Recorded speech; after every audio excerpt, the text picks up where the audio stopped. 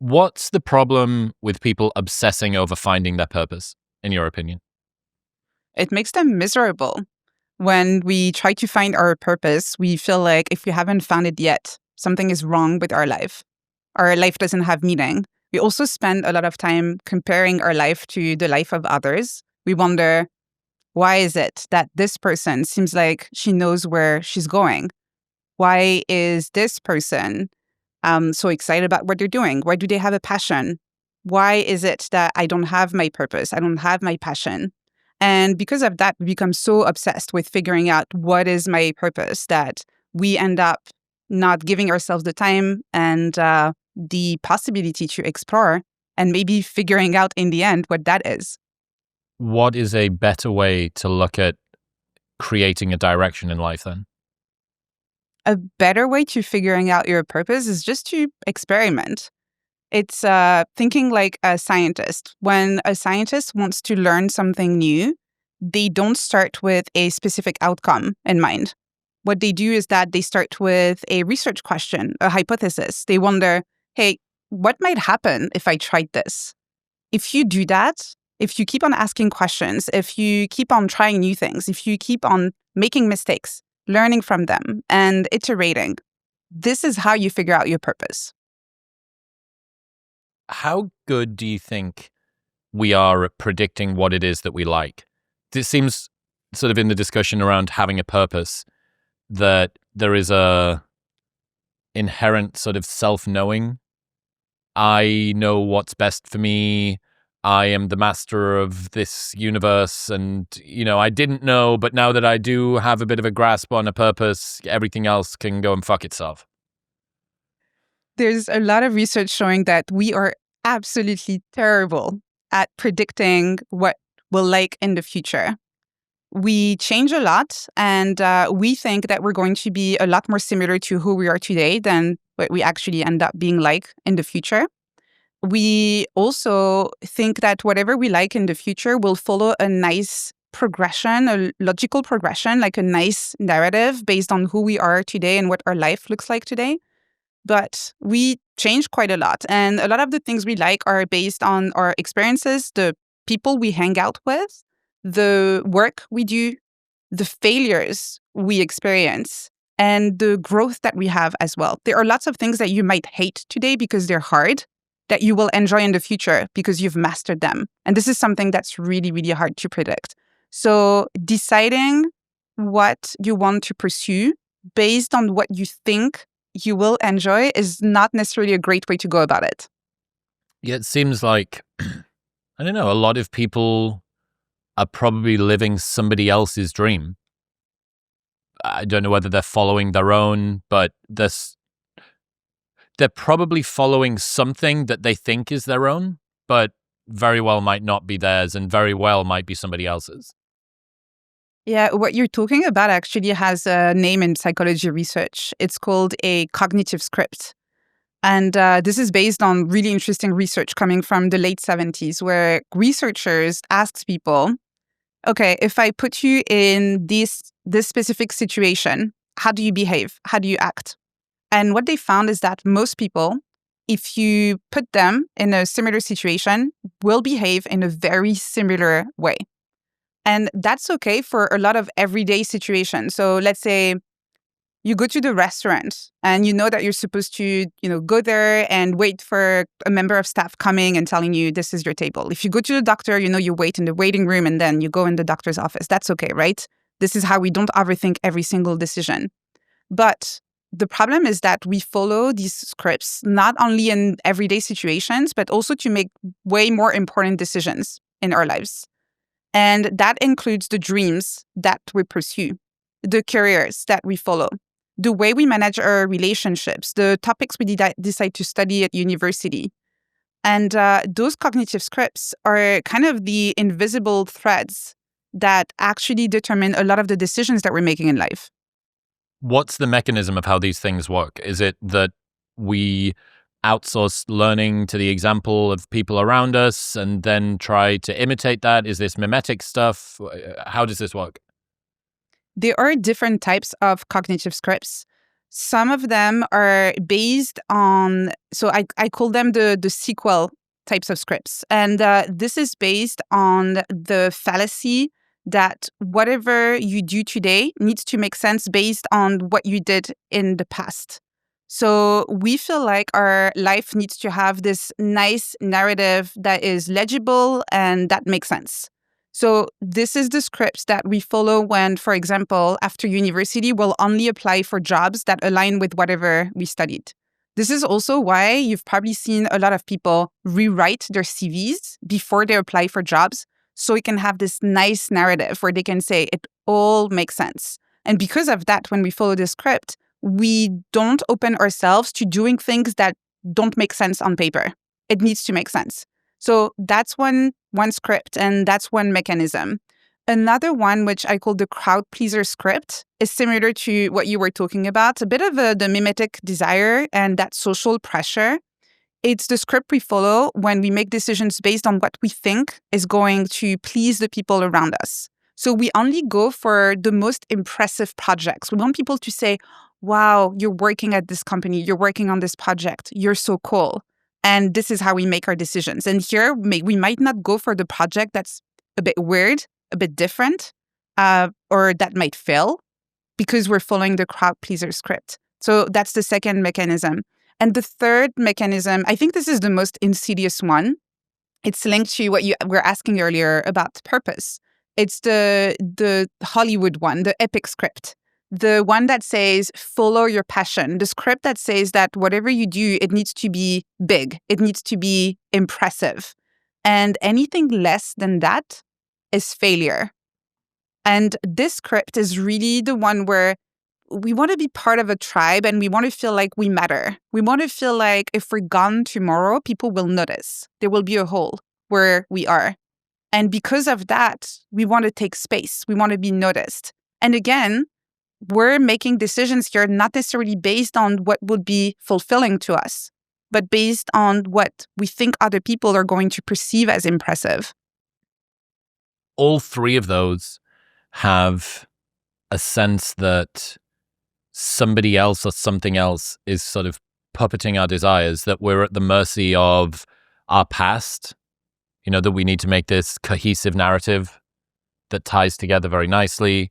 That we're at the mercy of the opinions of others, what they're going to say about us, that we need to do something which is par for the course or would look impressive, or something which has like cosmic impressiveness, not even to a person.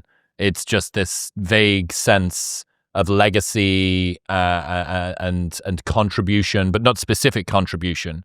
So yeah, it feels to me like all three of those are tied together by outsourcing what it is that you think to something or someone else. Yeah, exactly. And this is because it gives us a sense of control, a sense of certainty.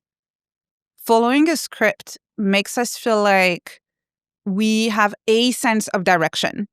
And even if that sense of direction we get from the outside, still, that feels a little bit more comfortable than admitting to yourself that you have no idea what you want, that what you like today might be completely different from what you will like tomorrow, and that you're a bit lost. That's scary. That's scary to admit that to yourself. And so that's why we follow these scripts, and that's why we externalize our decision-making in this way. What is the issue that humans have with uncertainty? What's our cognitive relationship to the uncertain? Our brain is designed to reduce uncertainty as much as possible. So if you think about our ancestral past, the more certainty you had, the more likely you were to survive. If you didn't know what was that weird noise in the bushes over there, or where the resources were, or who was your enemy in the tribe, you were very likely to die. So you needed to feel like you knew. You needed to feel like you had enough information to survive. And because of that, and our brains haven't changed that much, right, in the past few thousands of years. We're still very, very scared of uncertainty because we associate uncertainty with death. a lot of the risks that we were facing in nature, in our ancestral path, those existential risks of death, don't exist anymore. And still, we're responding exactly in the same way when it comes to uncertainty. And so it does take an effort, and it does take really trying to elevate yourself above those natural automatic instincts in order for you to not just respond to that uncertainty on autopilot. To try and fill the gap. There's I wrote something last week, which I think, I don't know, might be interesting to you. So somebody asked on Instagram, they asked ChatGPT for a genuinely novel insight that most people don't understand. And ChatGPT said, humans never genuinely pursue happiness. They only pursue relief from uncertainty. Happiness emerges momentarily as a byproduct whenever uncertainty briefly disappears. And then I built a little bit on it. And I said, if you feel like you can't predict the future, you will default to fear, worry, and rumination. Your mindscape will eclipse reality's landscape. Worrying about the thing that you can't predict usually involves a nightmare fantasy, which is way worse than anything that could happen in reality. However, this imagined nightmare briefly collapses the chaos of the world into certainty. And this is how much humans hate not knowing what the future will hold. We would rather imagine a catastrophe than deal with something unpredictable. This is amazing. You know, there's actually research that aligns exactly with what you wrote, and that shows that people would rather choose self-inflicted pain in an experiment rather than the uncertainty of not knowing when the pain will happen, including the possibility that there might be zero pain, right? So they would rather press the button and say, hit me now, Yeah. rather than waiting and not knowing. It's the same reason that Uber is successful. You know, Uber's great because you can order a car from anywhere from your pocket, and there's safety and reliable drivers and such. But the real reason that Uber's good is that it reduced down the uncertainty of not knowing when the car was going to arrive. You know, it's 10 minutes away, 7 minutes away, 4 minutes away, 1 minute away, right, I need to go outside. That was what it was good for, as opposed to permanently having to look out of the window to work out how long, whether the taxi was there. And you see the frustration people get when the time keeps on changing, when it tells you it's going to be here in 3 minutes. Now it's 5 minutes. Now it's back to 2 minutes, right? You prefer when it's telling you 10 minutes and it doesn't change. So we'd rather have a negative outcome that is certain and where we know what's coming rather than this outcome that keeps on changing. There was a great behavioral science intervention done at Heathrow. So there was an issue with the wait times for people getting connections in Terminal 5. It sounds oddly specific if you've never been to Heathrow, but so many people that fly through Heathrow have been through Terminal 5, so they know exactly the pain.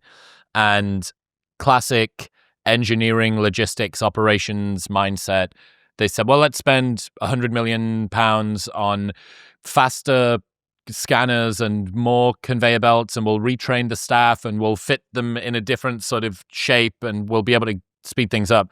And a friend's company was actually the one that said, well, hang on, before you do that, just let's see if we can not spend quite so much money other than our consultancy fee. And they fixed the entire thing just by putting signs up. So they put signs up down the queue that said 30 minutes from this point, 45 minutes from this point, and all of the signs were about 5 minutes longer than the amount of time that the actual wait was. So someone got there and they said, well, I mean, you know, it's been 25 minutes, but they said it was going to be 30. Like, that's so great. Like, we beat it by 5 minutes. Like, what an amazing... And it reduced down uncertainty, and it actually played with this sort of, I guess, surprise, a pleasant surprise of, I thought it was going to be 45 minutes. Oh, it was actually 38 minutes. I just thought that was a lovely little intervention. This is genius. This is absolutely genius. I love that. And I love how it is actually not trying to fix the cognitive bias that we have here, but actually use it, which is the simplest approach and the most cost-effective here too. What are some other ways that we can use that cognitive bias in a positive manner, sort of day-to-day life? I think the first step is doing a little bit of work when it comes to knowing yourself and just self-discovery in general, because we talk a lot about cognitive biases as if they applied equally to everybody. But again, depending on your experiences, depending on the amount of self-work that you've done, depending on whatever challenges that you've faced in the past, it is very likely that you have cognitive biases that are a bit stronger or not as strong. And so I think just having this honest conversation with yourself and knowing which ones you have and then playing with these. So, for example, in my case, I know that if I'm very anxious about something, I'm going to procrastinate a lot. So if I have a big keynote, a big presentation I need to give, I know I'm going to actually, procrastinate last minute to present this.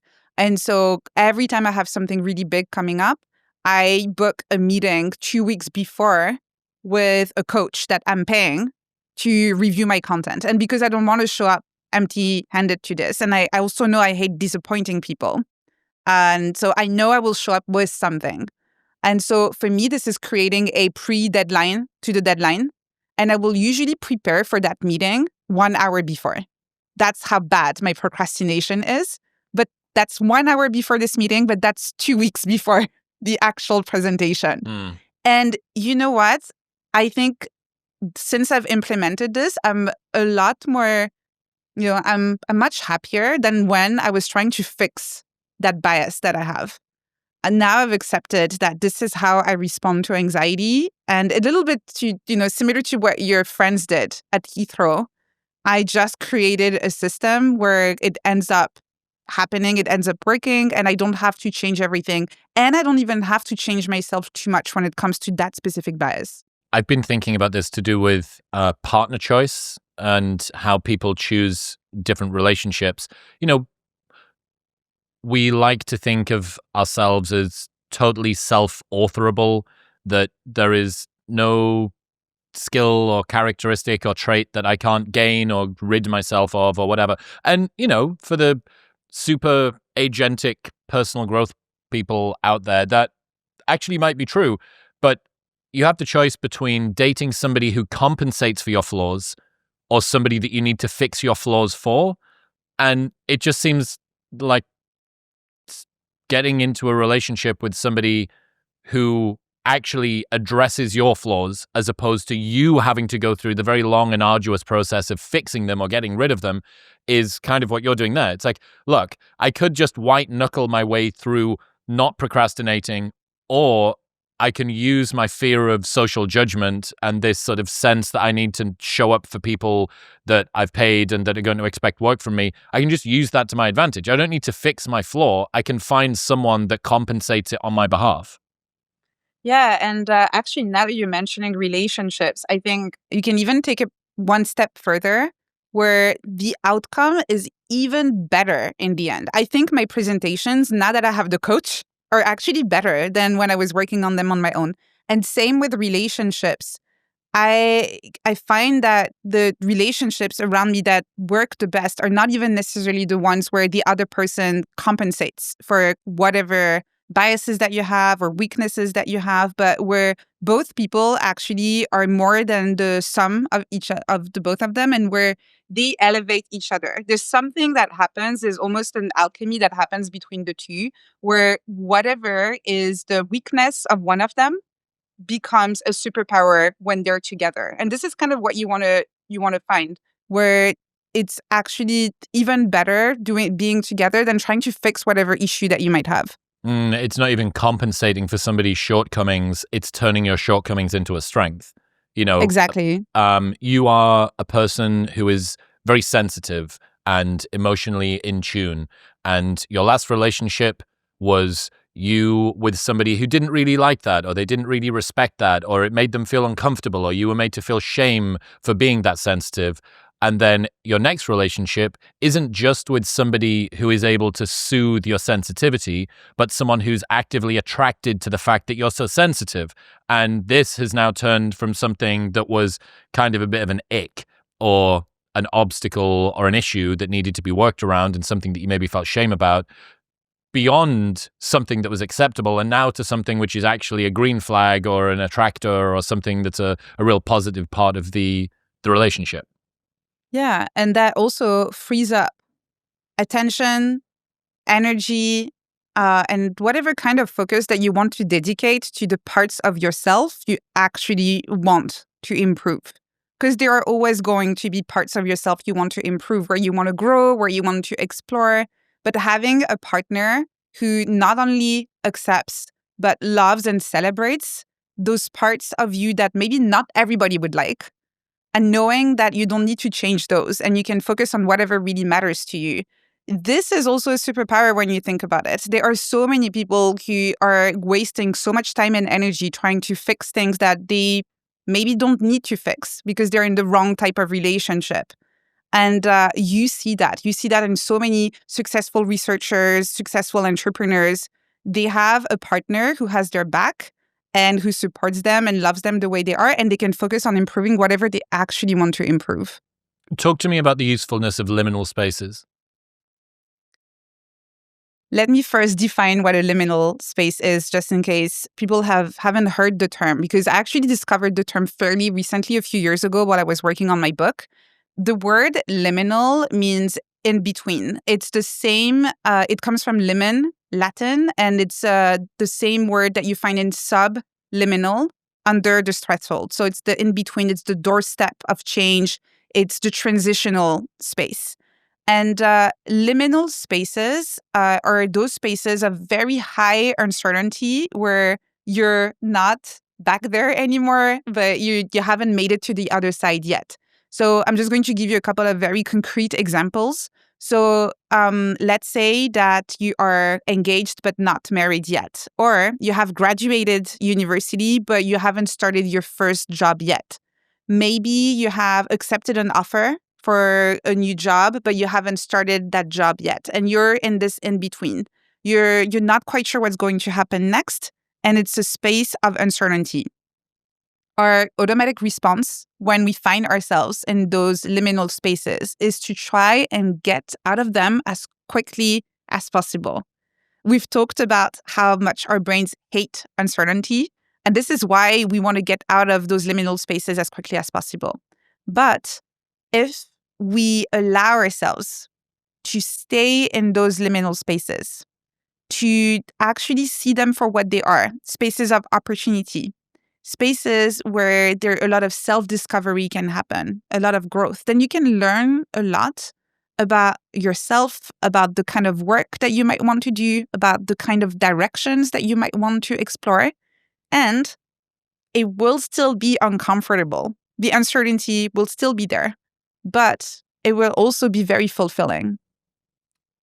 Given that we're in a time where people are more anxious than ever before, it seems difficult for people to want to purposefully put themselves into a situation which causes even more uncertainty, even more of a threat response in their mind. What's the solution to working around that?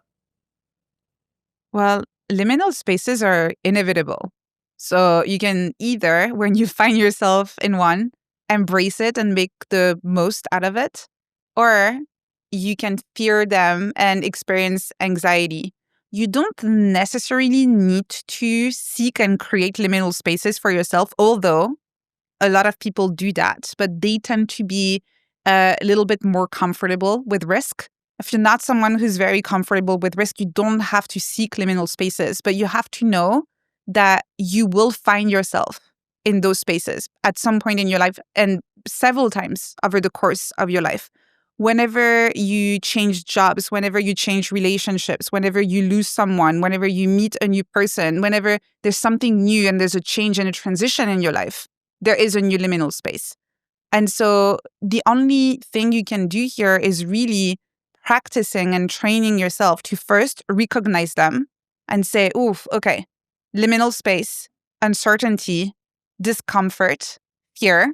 I know what's going on here, but also let's take a deep breath. What can we learn here? What can we explore? Is there anything I can discover here about myself? Is there any way I can grow while crossing this liminal space? What are some liminal spaces that people find themselves in that they might not realize? What are some examples of those? So it's interesting. Like if you look at the research around liminal spaces, researchers consider that any space of transition is a liminal space. And so we talked about airports. They consider that airports are a liminal space because you're not at home, you're not at your destination yet. Your sense of identity is kind of blurry. Nobody really knows who you are, right? You just have this number on your plane ticket. And then when you're on a plane, you're kind of disconnected again in this in between. Same here. You can decide that you want to get out of this liminal space as quickly as possible. And some people have this mindset. They want to go from point A to point B as quickly as possible. Other people actually really enjoy that liminal space. They love that they have this little space of in between where things are kind of in transition and where they can maybe open a book that they've been meaning to read or journal or listen to a podcast they haven't had time to listen to or just do nothing. Close your eyes, do nothing, and let your mind wander, which is also an activity that's really good when you find yourself in a liminal space. So really think about any type of liminal space. Another one, which to me, I find it a little bit extreme and not that helpful, but talk to a researcher in that space and they will tell you this is a liminal space, a corridor, just a corridor. So when you find yourself in between meetings, for example, walking from one room to another, again, some people, they just go from one meeting to another. Whereas you see other people take those 2 minutes that they have walking from one room to another to mentally prepare themselves for the next meeting or make a couple of mental notes and really use that space. So yeah, liminal spaces are literally everywhere. Yeah. Talk to me about compensatory control theory. So compensatory control theory is a psychological theory that shows that whenever we feel like we're losing control, we try to overexert control, to feel like we know what we're doing and to know where we're going. And so whenever we find ourselves in a space where there's a lot of uncertainty, we might cling to the first decision, the first solution that seems the most obvious and that seems to have very clear steps. This is also when a lot of people try to control a lot of their behaviors and start having rigid behavioral patterns. So they will maybe have a more rigid routine, more rigid way of managing their time, their energy, their tasks. And you basically turn into a little soldier because you feel like that's going to give you the courage that you need to go through whatever moment of uncertainty you're facing right now. So there is a degree of unpredictability about the world around us, and we try, in an attempt to get some order from the chaos, we overcompensate and we try to apply more effort, more sort of deliberate routine in the areas that we do have that control over. Exactly. And very often that leads to negative effects on your mental health because a lot of those strict regimens that we create for ourselves when we're trying to compensate for a lack of control are not sustainable because they're not coming from, a place of wanting to grow or fulfillment, right? They're again coming from this place of wanting to be in control. And this is very rarely something that people can keep up with for a very long time. When their little system breaks down, a lot of people respond with self-blame and self-judgment. And so that creates this vicious cycle where they then try to be even more in control to prove to themselves that they can be in control. It seems like we're always unconsciously seeking structure in one form or another. Is there a neuroscience explanation for why people have an addiction to productivity even when it hurts us? So it's not necessarily a neuroscience explanation. It's more of a psychological one, but it really comes back to the fact that we are social animals. And again, if you go back to our evolutionary past, being rejected from the tribe also meant death. And so in order to not be rejected from the tribe, you had to prove that you were useful, that you were not dead weight, that whatever resources you needed, you also contributed back to society. So there is already a natural tendency to prove your worth to the people around you. That's that's already embedded as part of our human nature.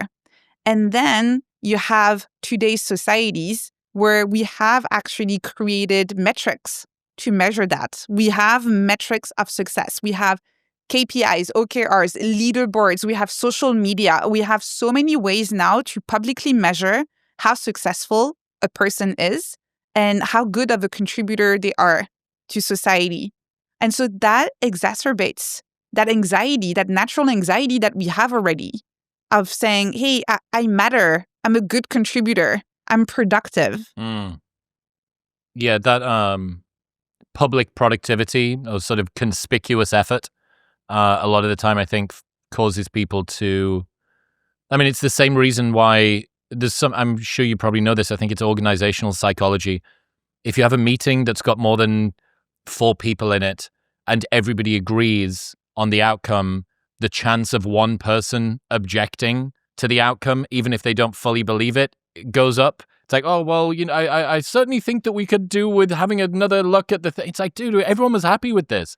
But there's just this sense of, if you think a little bit deeper, even if your first instinct is this thing's fine, that sounds like being thoughtful. It looks a lot like doing the work and contributing, but it could just be an unnecessary obstacle that you've decided to throw in front of everyone.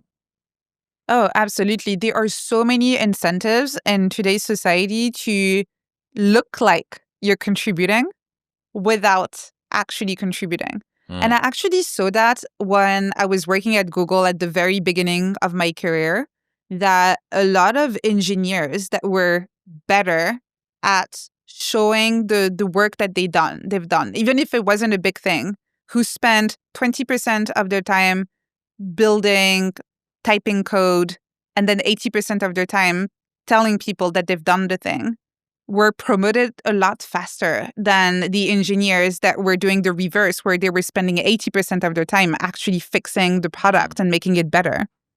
Yeah, there's an interesting blend, I guess, whenever you're in a team. You need to spend enough time contributing so that people don't think you're a freeloader, but you also need to spend enough time reputation managing so that people actually see that you did the work. And if you can work a little bit and then multiply it by doing more reputation management, then why not? Yeah, no, exactly. And I would recommend that anyone who's doing good work is actually also taking the time and making the effort to let other people know about their good work. Because nobody's going to know what you've contributed if you're not telling them. Nobody's following you and paying attention. You need to let them know.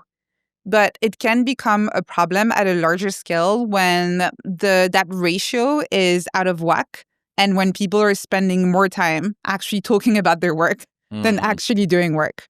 Yeah. On the sort of compensatory control, reduction of uncertainty, this need for experimentation and exploration, does that mean that it's sort of inevitable for people to run out of steam after they've pursued something for a long enough time, even if it was something that once was superbly aligned and mission driven and highly motivating? It's just going to happen that there's a life cycle to your desire to do that thing? It really depends on how much self-complexity you have in your life. So self-complexity is basically the number of identities that you have. And so, you could be, for example, an entrepreneur and a father and a writer and a marathon runner. So you have those 4 identities. What's great about having high self-complexity, so you have several of those identities, is that when one of these identities is not something that is working really well right now for whatever reason, and those reasons could be external. So I don't know, maybe you hurt yourself and you can't run. Or it could be internal. Maybe you lost interest in one of your hobbies, or maybe you keep on fighting with your spouse or whatever it is. Then you have your other identities where you can still thrive and explore.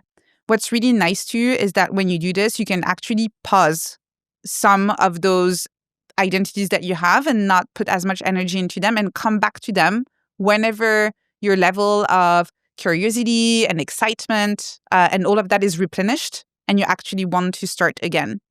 A lot of people burn out of their ideas or get bored or decide to stop fully because it's the only one thing that they're pursuing. They put all of their eggs in the same basket.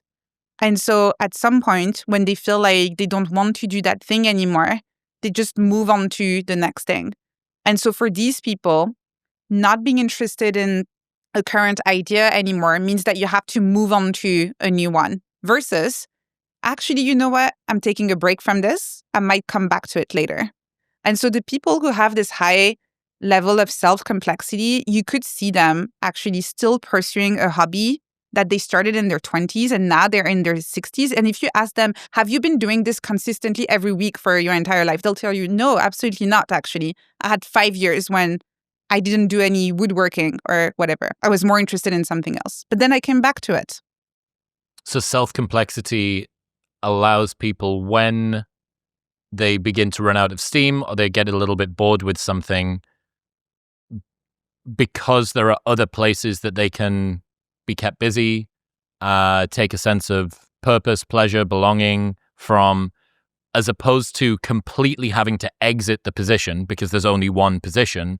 That position is able to stay open and they can do some other stuff and then go back to it, as opposed to people whose entire identity is wrapped up in one thing. I suppose there's an interesting tension going on there between wanting a routine, because you know that iterating and consistency and habits are where most progress comes from, and boredom, because by doing a small number of things more consistently, you are speeding up the pace at which you're going to get sick of doing them. It feels like there's a little tension going on there.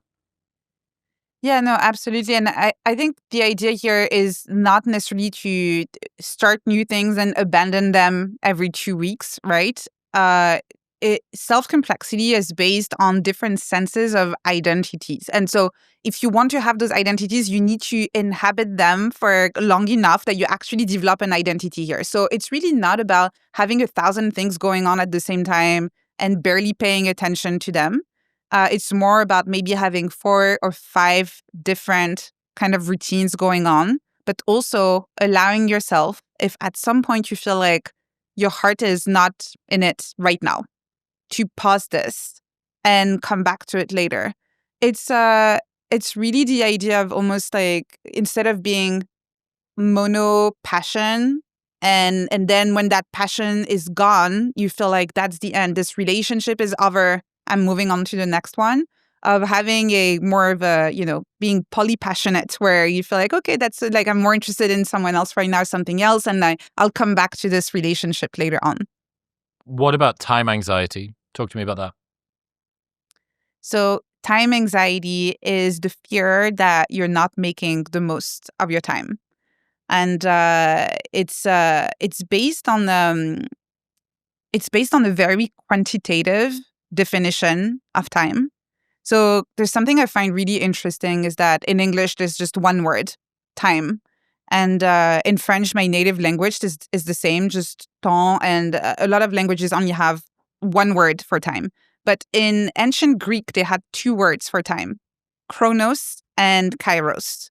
Chronos is our definition of time, quantitative, where it's the time of seconds and minutes and weeks and months. And there's really this feeling that you have this limited amount of time and you need to fill it with as much stuff as possible.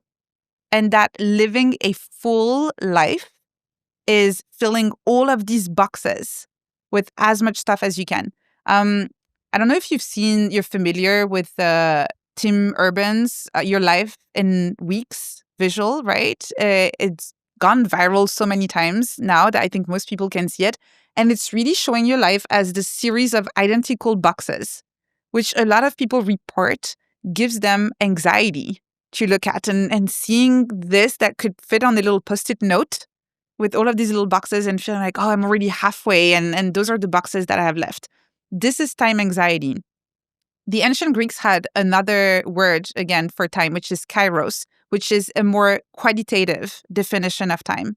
And it's the idea that time is elastic, that it's not a series of identical boxes, but that some moments can stretch forever, where some moments can go really fast. And an example I can give you, I think we've all experienced, is when you're chatting with a friend and all of a sudden you look at your phone or your watch and you see the time and you feel like, oh, what happened? Where has the time gone? And that's a Kairos moment, that experiencing Kairos where you don't know, was it 5 minutes? Was it 2 hours? You have no idea. And this is because we experience this depth of time. And when you focus on Kairos, you have a lot less time anxiety because you're not so obsessed with doing as much as you can with your life. You're instead really trying to optimize for having really deep experiences. What does focusing on Kairos mean from a tactical perspective? So it's really about being intentional with how you spend your time, not based on the quantity of work that you want to produce, not based on your productivity, but based on the depth of the experience. And so to give you a few examples, focusing on Kairos is knowing that maybe right now the best way to spend your time is actually to read a bedtime story to your kid instead of finishing that presentation. Maybe the best way to spend your time right now is taking a nap or reading a book or going outside and stretch or taking a walk. Maybe the best time to spend your time right now is actually to get into hyper focus mode and finish that piece of work or that essay that you're working on and that you really want to get done. And so really focusing on each moment, the depth of the experience, and really, which I'm very aware is hard to measure, but your sense of aliveness. How alive does this moment feel for you? The more robotic you feel, the more you're in Chronos time. The more organic and alive every moment feels in terms of the decisions that you're making and the way you're spending your energy and your attention, the more you're in Kairos time. I think a lot of people feel a sense of shame when they let go of busyness and sort of driving forward, maybe toward their purpose, maybe toward some sort of undefined, undetermined sense of progress. But yeah, there's a lot of discomfort and shame around that. We live in a Chronos society, and so even though we know that for our mental health and well-being, the more we live in Kairos time, the better it is for us. It is the reality that our entire society is designed around the rules of Chronos. So we all use our calendars to know where we should be, at what time. This is how we're having this conversation right now, because we said, let's meet at this time and have this conversation. We all have deadlines. If you're working at any kind of company, you have projects with a project plan and you have deliverables. And in addition to this, there is this Chronos timeline that we have all created for ourselves that says that you are supposed to have achieved certain things by a certain age. So you're supposed to have children by this age. You're supposed to have bought your first house by this age, to have found a partner by this age. You're supposed to have saved X amount of money by this age, right? So it's really no wonder that people have this time anxiety that you just described, where this pressure and this sense of shame if they're not ticking all of the boxes in the right order at the right speed. I think this is completely normal. And so, again, in an ideal world, we would all be in Kairos time, but instead, what I really recommend is just trying to carve out a little bit of Kairos time in your life. It doesn't have to be all the time because, again, not always possible. But what would it look like if on a Sunday, you took a couple of hours and you said, that's my Kairos moment? Just listening to yourself. What do I actually want to do right now?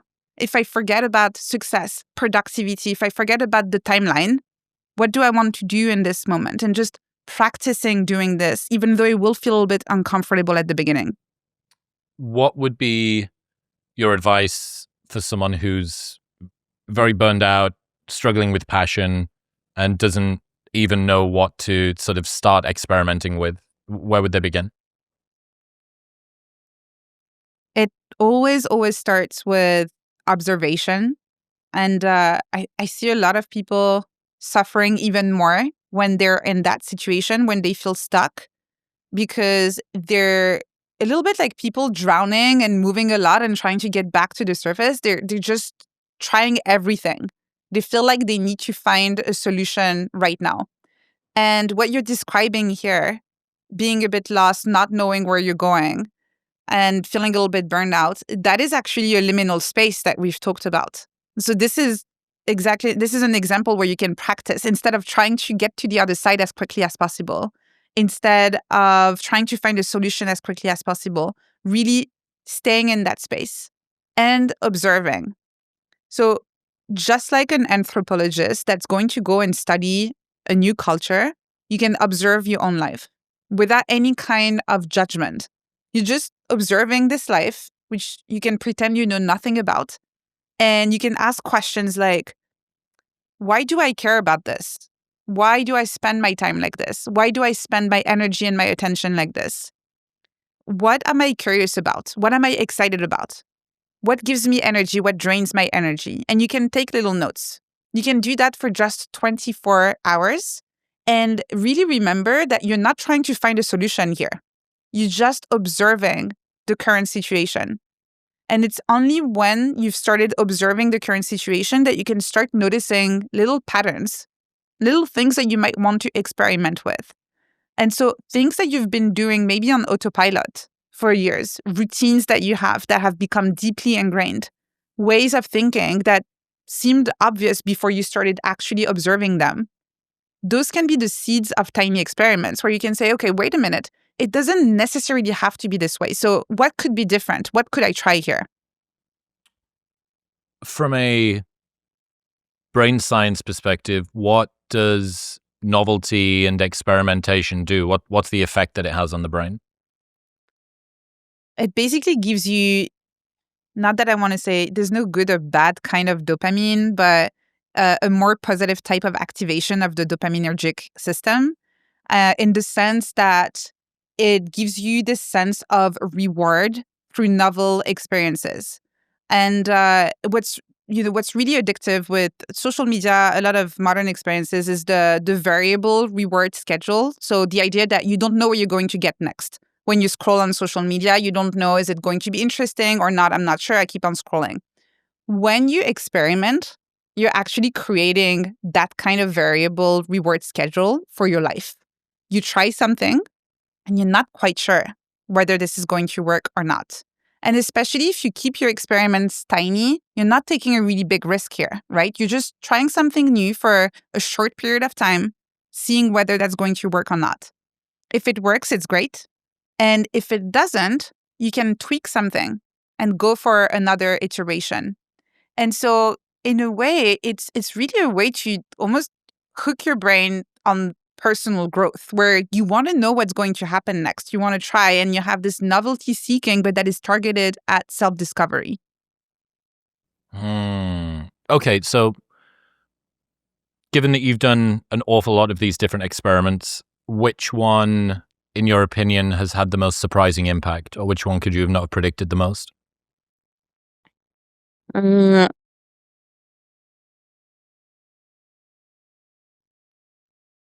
Probably my YouTube experiment.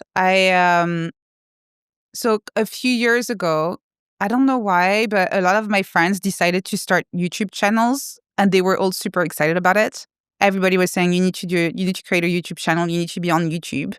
And up to this point, just kind of doing what other people around me were doing when it came to creating content online and those kind of things, it kind of worked, right? It's just people said, start a newsletter. I experimented with that, liked it, and I kept on going.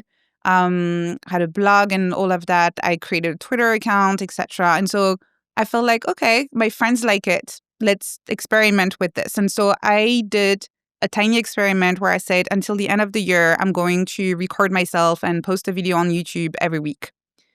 And in terms of external results, it was okay. People liked it. The growth was okay, to the point where if I had only looked at that, I probably should have kept going. But what was surprising to me is that I absolutely hated recording those videos. Really hated it. To the point where anytime I had to sit down in front of the camera one day, if I knew on a Thursday that in the afternoon I was supposed to sit down and record myself, my level of procrastination on everything else was through the roof. I was not able to work on anything else. I kept on thinking, oh, I have to record this thing tonight. And that was surprising to me in the sense that up to this point, there hadn't really been anything on the internet I felt uncomfortable doing. I had been sharing all of my thoughts, learning in public. I grew up with the internet, you know, I've always been really comfortable with it. And that one thing somehow is not my thing. And so I learned, again, just discovered that about myself. And the great thing about this experiment is that some people might say, oh, it's a failed experiment. She didn't continue with her YouTube channel. But to me, it's a success because now I know I'm not wondering anymore. When I see my friends who have very successful YouTube channels, I'm not looking at them and feeling like, oh, should I do that? I know that I shouldn't because I don't like it. Yeah, I suppose that's the unseen benefit of something not working is that you know that you don't need to try it anymore. Yeah, exactly. I've literally been there, done that, not for me. And again, it really frees up a lot of your mental energy to focus on the things that actually matter and that you actually enjoy working on. What is the science of what actually makes a habit stick in the brain then? Well, you need to do it enough times first. Contrary to what a lot of people are saying, it doesn't take 21 days. We actually don't know how long it takes. It varies a lot across people, and it varies a lot depending on what habit you're trying to build and where you're starting from. But we know it does take quite a few repetitions in order to build a habit. So that's one thing. Second, enjoying it does make it a lot easier. We form habits a lot quicker if we actually like what we're doing.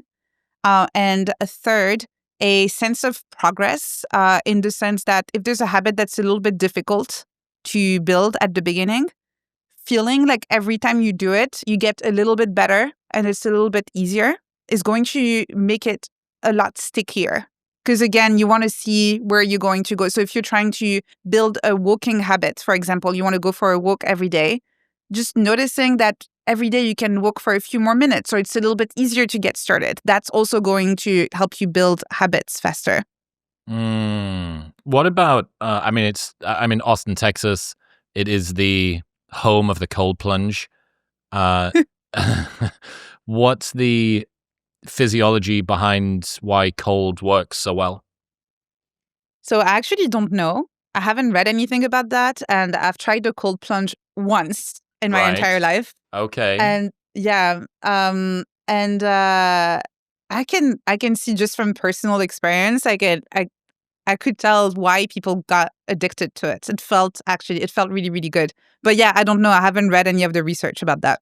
I see. That might be the next one. I know you looked at posture and how posture is sort of related to mental health and the way that our bodies respond. I thought power poses had been completely debunked in a replication crisis, but I don't know, maybe all of that's actually been double debunked. No. It's been debunked. It's interesting because this is an example I give all the time about my blog, where I wrote an article about power posing and then read a research paper. Then someone replied and said, hey, that has been debunked. I hadn't seen it. So I posted then another newsletter saying that's been debunked. And I left the previous one and linked to the new one saying, hey, I'm sorry, basically. And this is something that I really like about learning in public is that you can actually make mistakes and then say, I was wrong, and that's okay. So yeah, I did write about it, and then I wrote about the paper where it's been debunked, and I don't think it's been double debunked. It's fully properly debunked. Right. Okay. So what should we do with our posture? Does it matter at all? Well, I mean, it does matter for your back. It does, so. So yeah, good posture is important.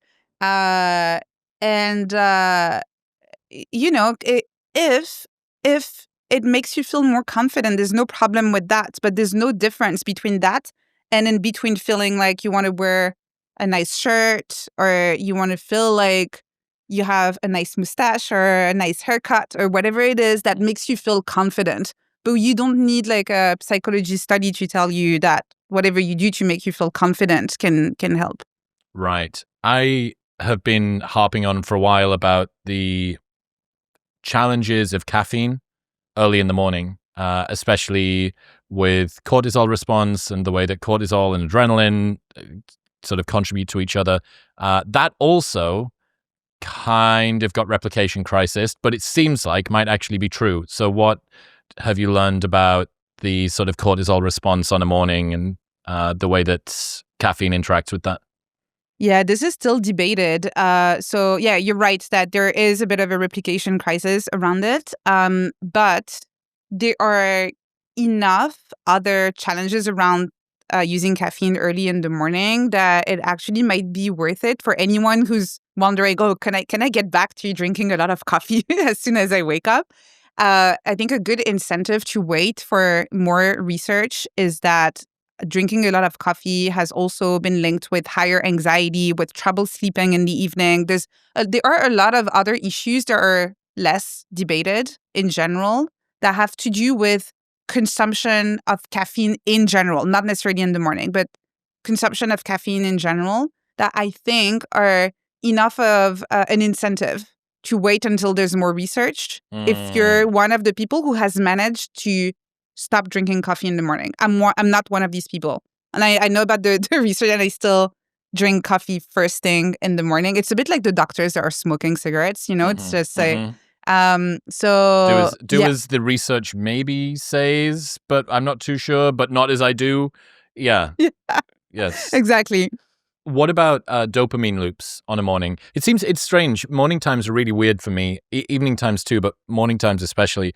I've woken up either to classic music, like classical stuff, or talking NPR style radio for probably the best part of a decade, because I found that if I woke up to music and it was even the most marginally memorable song, my brain was like super permeable first thing in the morning. I don't know what it is about it, but for some reason, I guess it's just Miley Cyrus Party in the USA for the rest of my Tuesday afternoon because, I woke up and the radio station decided to play Miley Cyrus this morning. So, yeah, what's happening with dopamine in the morning with the state of the brain when we first wake up? Yeah. What you're talking about, by the way, has less to do with dopamine and more to do with the fact that you're still half asleep.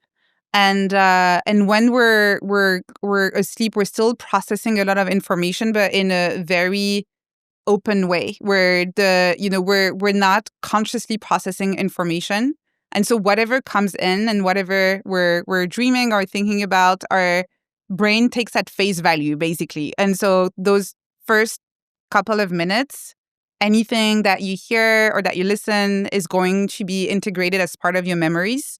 So actually, really good. Yeah.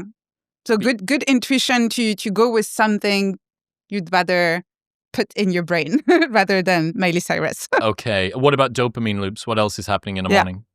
So dopamine loops. So in the morning, the problem that a lot of people have experienced is that whatever source of dopamine that you're getting in the morning is then going to be something that you're going to keep on seeking over and over again throughout the day. And so this is why I think a lot of people know that, but it doesn't mean they're using that information and acting on it. But we all know that opening your phone and scrolling through social media first thing in the morning is one of the worst things that you can do. And if you manage to delay doing that as much as possible and wait until you're fully awake and that your prefrontal cortex is fully active a little bit later in the morning, this is when you have then more willpower. And so you're more likely to be able later in the day to open social media, have a quick look, do whatever stories of your friends that you want to check, and then close it. if first thing in the morning, well, again, you're in that very vulnerable state, you start scrolling on social media, you're going to make your brain crave that same source of dopamine for the rest of the day. And it's going to be a lot harder for you to control yourself and to control those cravings. Can you think about an adaptive reason for why that mechanism exists? Why would it be that the first thing that gives us dopamine in the morning would be the thing that we try and chase for the rest of the day? I'm not denying that that's a pattern that happens. I can certainly see it in some areas of my own life, but I cannot work out why we have that. This is fully hypothetical, but to me, a potential evolutionary explanation to this is that in the past, and if you even look at tribes nowadays, which is where they do most of the evolutionary research, you have days dedicated to certain tasks. So there is a day where people go hunting or gathering. There is a day that is for resting. That is a day that is for like batch cooking or mending their clothes or whatever it is. And so I wonder if in a society where we used to have, each day had a purpose where you knew that's what you had to do that day, there wasn't more value in being primed in a way with whatever it is. Where are you supposed to get your dopamine from today? And so if you started your day focusing on, talking about hunting and whatever, and then you were ready and primed and you could go and do that for the rest of the day and you would get really excited. Whereas today we're doing 1,000 different things throughout the day. And so that mechanism doesn't really work as well. And also the source of dopamine that we get early in the morning might not necessarily be the one we want to be craving for the rest of the day. And it's hypernormal. It's at a dose way higher than we would have ever got previously. Yeah. That's very interesting. Look, this is the home of bro science, so you are among friends here if you want to speculate and pontificate about different potential reasons for why this theory might exist. What about at the other end of the day then, on a nighttime? How can we trick our brain into better sleep? So again, I think a lot of people know that already. Blue light, avoiding being on the screen, having an evening routine. I think the one thing really to keep in mind, which is going to sound so obvious when I say it, but somehow people ignore it, is that by the end of the day, you're tired. You're tired. You don't have enough energy to make good decisions anymore. So anything you can do earlier in the day to facilitate good decision making in the evening is going to help you sleep better. So, maybe don't have a TV in your bedroom if you can avoid doing that. Maybe have your phone charger outside of the bedroom as well. Maybe this, I'm just thinking about screens because I see so many people who literally watch TV while having dinner and then they go to the bedroom and they watch more TV while in bed. Get rid of the screens. But as I'm saying this, and I know not many people are actually going to do it, it's definitely one of those things where, again, because your energy stores are so depleted in the evening, it's actually really, really hard to make good decisions. So environmental design, anything you can do to design your environment where even if you have one brain cell that's still working in the evening, you're still going to make the right decision. This is really the best investment you can make. Yeah, it's the two ends of the day seem to be the areas that people make a ton of bad decisions. Look, everybody fucks up, and we are in a world that's designed to capture your attention, but you do have these two windows that are weirdly absorbent or kind of influential. And, if you were going to spend your time on screens being stimulated by dopamine, bundling that into the middle of the day is if that was a decision, you can move around the proportion of how all of this different stuff happens. But yeah, I like the idea of making easy decisions better. I think putting the phone charger outside of your bedroom is a very easy solution for this. And for anybody that uses their phone for their alarm, radio alarm clocks have been around for 100 years. So I think that excuse, I'm not convinced, quite works.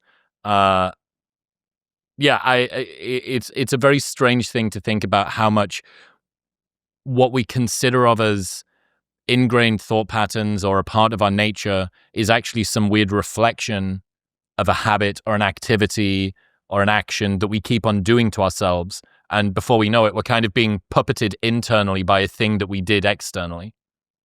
No, absolutely. And there's also, I think, we need to have a little bit of a self-compassion also when it comes to these things, because a lot of the being on our screens, scrolling through social media, watching TV in the evening, for a lot of us, this is a numbing mechanism, a coping mechanism to deal with stress and anxiety. A lot of people come back from work tired and stressed, and the only way they can disconnect that they know of, because again, it's just so easy, right? You just turn the TV on, or you go and you scroll through social media. And so I think also giving ourselves a little bit of grace and knowing that this is what's going on is important. And so, as you said, maybe start implementing easy, small changes. It doesn't have to be perfect. So charger outside of the room, and also putting a timer in terms of how long you stay on social media in the evening. Or maybe saying no scrolling while I'm eating. I'm going to eat and I'm not going to look at any screen when I do that. There are small changes that you can do. And if it's not perfect, it's okay. I love it. Where should people go? They want to keep up to date with all of the things that you're doing. So people can find my book, Tiny Experiments, anywhere books are sold. I talk about a lot of the topics that we discussed together in it. And I have a newsletter at nestlabs.com, which I send every Thursday. Heck yeah. I appreciate you very much. Thank you for today. Thank you. Congratulations, you made it to the end of the episode. And if you want more, well, why don't you press right here? Come on.